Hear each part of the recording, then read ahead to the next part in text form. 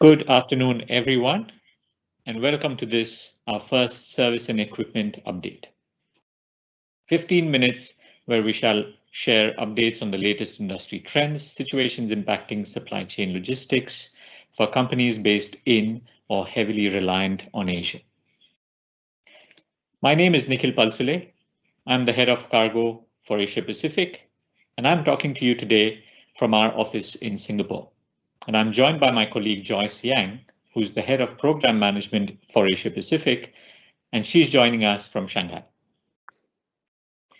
In our last live update about a month or so ago, we had about 2,000 friends and customers join us as we discussed the impact of the Suez incident on our industry. And we received some very positive feedback, and I'm glad that you're finding these updates useful. As always, we here at Maersk remain committed to ensuring your supply chain needs are met during this period of ongoing uncertainty and intensified congestion around the globe. So today, I will start with an update on our ocean network, and I'll talk about the situation on equipment, containers, ports, ships, and then I will share the solutions that Maersk is putting in place to keep you and your cargo moving. And then Joyce will come in and give an update on air freight, inland services, intercontinental rail for Asia Pacific, and how, combined with our ocean network, we aim to help you navigate through this uncertainty. If you have any questions or feedback from today, please type them in the comments box over to the right of your screen anytime, and we will address as many of these in our next broadcast. But before I move to the update, I want to make sure that you received our May update, and if you didn't, please do download it from our website or also from the comments section in this broadcast. So now let's spend some time expanding on the insights, trends, and solutions and share some new update with you all. So I'll start with our ocean network part of it first. In general, there is a significant shortage of ships in the market, and this is expected to continue for a foreseeable future. This shortage is a result of double impact. First, of the COVID-19 related disruption in the network, and then secondly, the increased demand, especially on high volume corridors, typically out of Asia.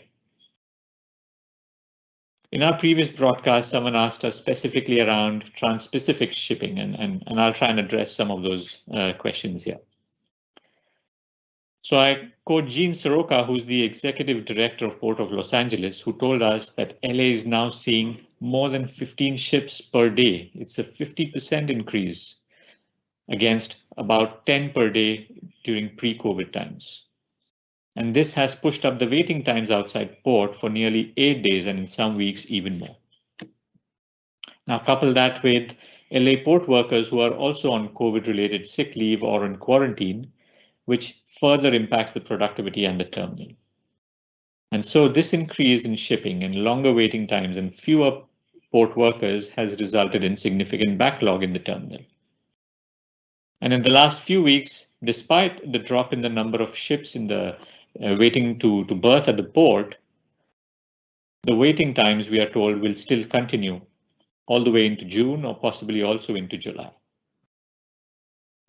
So that's a little bit an illustration of what's happening on the port side with LA just as an example. Then on the demand side, both from Asia to US, also for Europe, which are typically the large volume corridors, we expect the demand to continue very strong well into Q3 of this year, largely driven by retail volumes, which are expected to increase further and remain at the same period or remain high as compared to the same period in 2020 or even in 2019.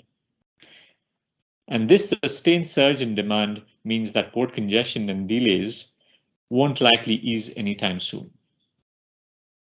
Now it's a double-edged sword because on the return leg then, this congestion and delaying of ships in Europe and North America is impacting the arrivals in Asia, which are then delayed more than 2 weeks. And we also have now seen in the market a fair amount of missed sailings and slide sailings when we're faced with challenges in sourcing ships and to serve the pro forma schedules. Overall, in the market, we predict that there may be more than 10 open positions not covered in the coming 10 weeks because of schedule delays. So clearly, this is a big challenge, and space shortage is right now an industry-wide issue, making it more and more difficult for us to find idle ships to fill these gaps.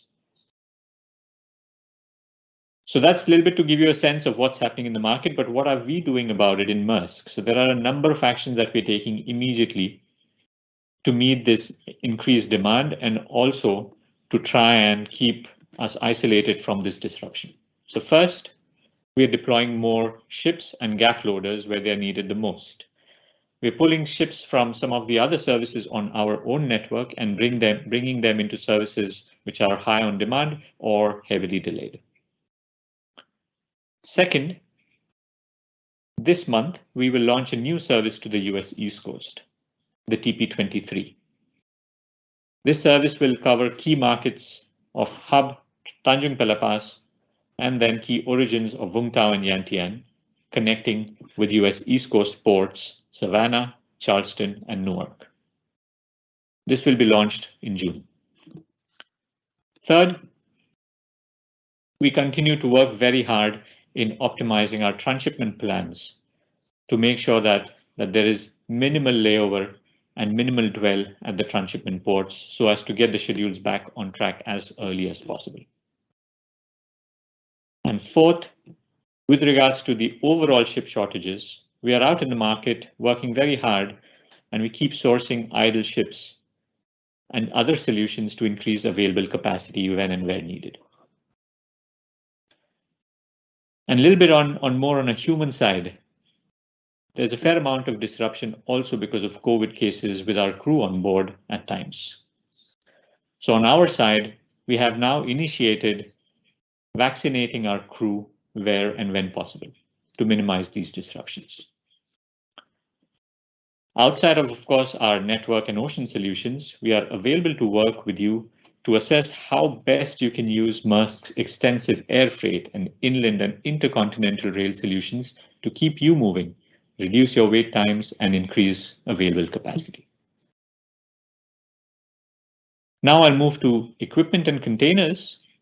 So overall, equipment shortages remain an industry-wide challenge for the Asia Pacific. 20-footers are fine, but 40-footers and 45-footers, there is a very clear shortage. And this shortage is further negatively impacted by the network challenges I just spoke about. On our side, again, we are taking a number of steps, including looking for extra loaders for MTs, we're looking at options where we can potentially in-fleet containers into our fleet, and we are coming to you and proposing cross pickups of containers where we do have them across China. So we've covered ships and containers. Moving to the ports. Hub and transshipment ports are also facing a similar situation that I spoke about as an illustration for Los Angeles.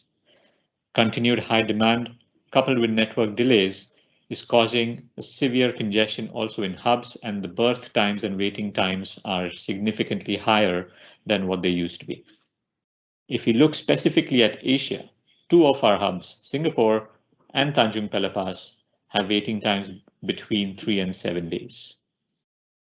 On our part, we're working very closely with terminal operators, prioritizing key services and getting them the berth on priority and moving cargo to these services on top priority to keep the cargo and the ports free flowing. Although things are not back to normal, we take heart in the fact that our actions have worked, and we have seen a marked improvement in the productivity, specifically in our largest hub, Tanjung Pelepas, over the last few weeks. And we continue to take similar actions across weeks as required to make sure that your supply chain continues to move. Moving to China, Yantian has had a COVID breakout, and therefore the terminal has suspended all operations in the west of the terminal. And unfortunately, it's not yet clear when the west will reopen again. The productivity in the eastern part of the terminal is low, and while measures are being taken to limit the spread of COVID in the terminal, we are already experiencing significant delays in ships waiting upward of 8 days in the coming week. We work with the Yantian terminal to mitigate the impact, and as of this week, export-laden container gate-ins have resumed, although at a much smaller scale, so about 5,000 versus really a backlog of 25,000. So there is a backlog, but things are trickling in, and we'll see Yantian come back hopefully sooner rather than later. On the land side as well, trucking services into Yantian have been heavily impacted by traffic and congestion around the terminal. And we foresee this heavy congestion will continue despite the export-laden gate-ins having resumed. So a bit of a mixed bag there. We do see improvements in hubs because of the actions we've been taking over the past few weeks, while the situation in Yantian is now developing, and it will get worse before it starts to get better. On our part, we continue to give you the latest updates as they develop. So that's the latest on the ocean network, on ships, on containers, and our ports. Now let me hand over to my colleague Joyce, who will update us on air freight, inland services, and intercontinental rail. Over to you, Joyce. Thank you, Nikhil, and good afternoon, everyone. For the next couple of minutes, I will be walking through with you on the latest development of the country's specific logistics situations. I would like to start here from China, talking about the Yantian situation, as this is impacting you right now. As Nikhil mentioned earlier, Yantian started to accept later return, but only to the 1/4 of the average market daily demand, yet subject to pre-registration.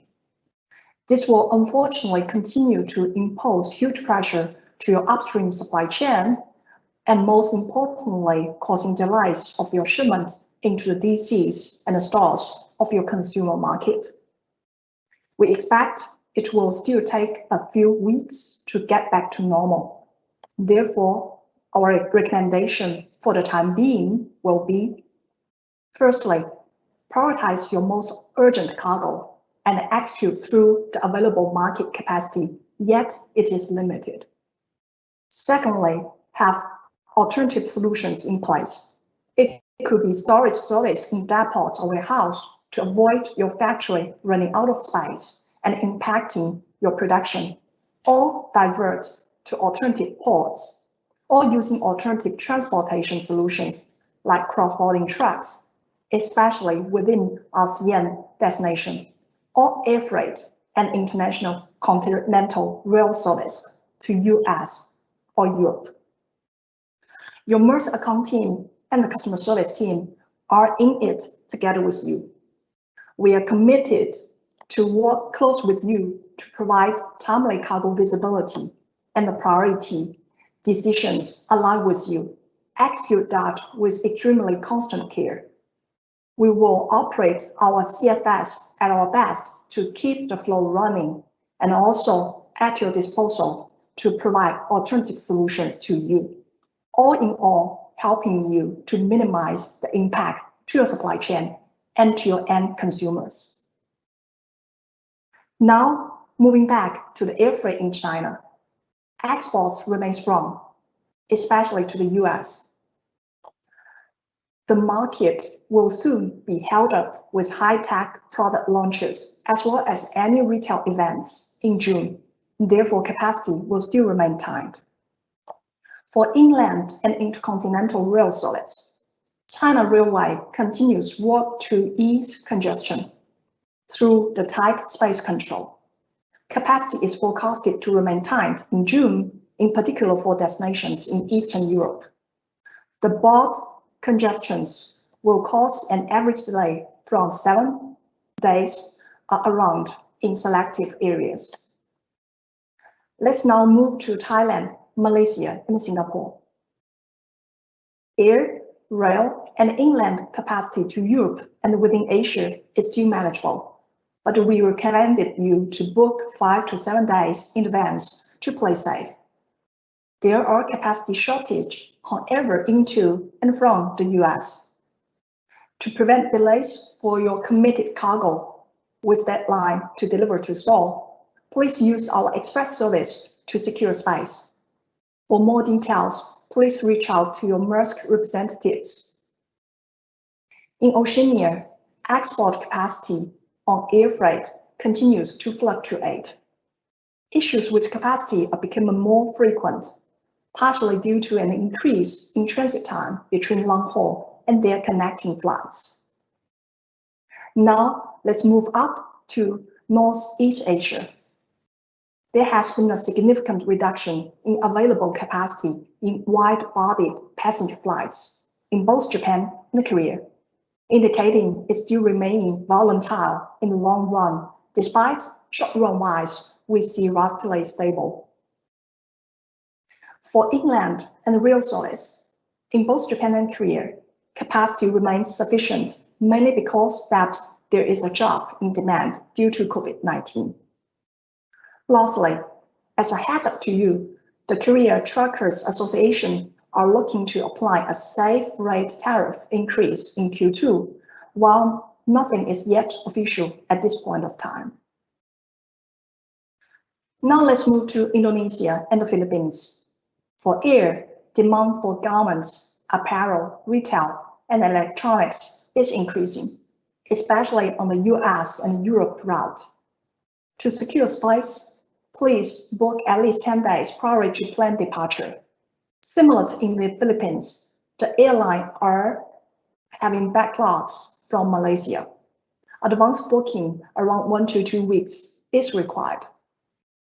There has been high demand for inland trucking volumes in the Philippines recently. Again, we suggest a 10 days advance booking. And finally, let's move to Vietnam, Cambodia, and Myanmar. In Vietnam, demand for air freight has slowed due to logistic disruptions, resulting in the increased cases in the north, where there's a high density of factories exporting large volumes of high-tech and its components. Across all three countries, we see demand is highest for destinations in North America, while quite stable for Asia and Europe. So you might ask, what does that mean for your supply chain? The slowdown of demand in Vietnam can result in more available space, which, if continues, airline will most likely cutting down capacity. In Cambodia and Myanmar, capacity continue to be limited. It is hard to predict how situation will develop as the drop in demand today is not from order cancellation, but more from logistic disruptions and backlogs in production. The inland trucking in all three countries is experiencing high demand owing to the new China Plus One sourcing strategy adopted by international brands starting from COVID. This is particularly visible in Cambodia and Vietnam, where the trade volumes into the US has grown already by 20%. In Myanmar, after disruption starting from February, Maersk offered a land-sea service through cross-border trucking via Lan Cha Ban port. Now we are seeing capacity slowly improving for this specific service. We understand that you, our customer in Asia Pacific, are facing huge constraints in your supply chain at the back of the soaring freight rates across the industry. In response to the increased demand of cross-border truckings to the destination within ASEAN regions, we have already increased Maersk cross-border trucking capacity to support at our best for your cargo flow. This brings me to the end of the country-specific update. I will now hand over back to Nikhil. Thank you again for listening. I hope you find this helpful to you. And please do remember to leave your questions in the chat box. Thank you. Thank you, Joyce. So all in all, it's a challenging situation across the markets. It's a tough operating environment, be it in Asia or for that matter, anywhere in the world. And in it, there are lots of opportunities for us to make a difference to your supply chain. We continue to find solutions in these challenging times. be it looking for additional capacity, working with transshipment hubs to keep the ocean cargo free-flowing, or better still, leveraging on intercontinental rail, trucking, or air services to overcome some of these challenges. We do hope that you also see value in our end-to-end solution in navigating through these disruptions that you face in the logistics sector today. We are humbled by your support, and we thank you for your business. This ends our brief update today, and on behalf of Maersk Asia Pacific team, we hope that this live broadcast has been useful to you. We welcome your suggestions. We will keep the chat box open for another 15 minutes to receive your questions and feedback. Thanks again for joining us, and we wish you a great day and week ahead.